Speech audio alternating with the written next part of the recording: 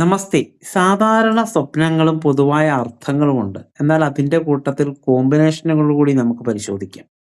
ഇപ്പൊ പാമ്പിനെയാണ് നമ്മൾ സ്വപ്നം കാണുന്നതെങ്കിൽ അതൊരു മറഞ്ഞ ഭയവും വിഷമുള്ള ബന്ധവും ആത്മീയ മാറ്റത്തെ സൂചിപ്പിക്കുമ്പോൾ ആ പാമ്പിന്റെ ഒരു കോമ്പിനേഷനുണ്ട്. പാമ്പ് കടിക്കുന്നതെങ്കിൽ അതുപോലെ രക്തം കാണുന്നെങ്കിൽ പഴയ വേദന നമുക്ക് മനസ്സിൽ വരുന്നതാണ്.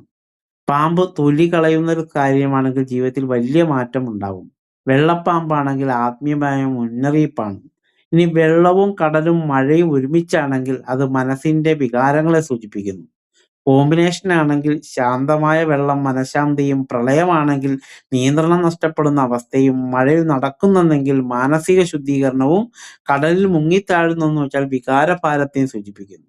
പല്ലു പൊഴിയുന്നത് ആത്മവിശ്വാസക്കുറവ്, നഷ്ടഭയം, പ്രായം മാറ്റം സംഭവിക്കാൻ ആശങ്കയാണ്. അതിന്റെ കോമ്പിനേഷൻ കണ്ണാടിക്ക് മുന്നിൽ പല്ലു പൊഴിയുന്നെങ്കിൽ സ്വന്തം ഇമേജിനെ കുറിച്ചുള്ള ഭയം. അതുപോലെ രക്തമില്ലാതെ പൊഴിയുന്നെങ്കിൽ നിശബ്ദമായ അകലം. ഇനി പറക്കുന്നത് സ്വാതന്ത്ര്യം, നിയന്ത്രണങ്ങളിൽ നിന്നും മോചനം, വലിയ ആഗ്രഹങ്ങൾ. കോമ്പിനേഷൻ ഉയർന്നു പറക്കുന്നു, ആത്മവിശ്വാസം ഉയരുന്നു, പറന്നു വീഴുന്നു. Thank you universe.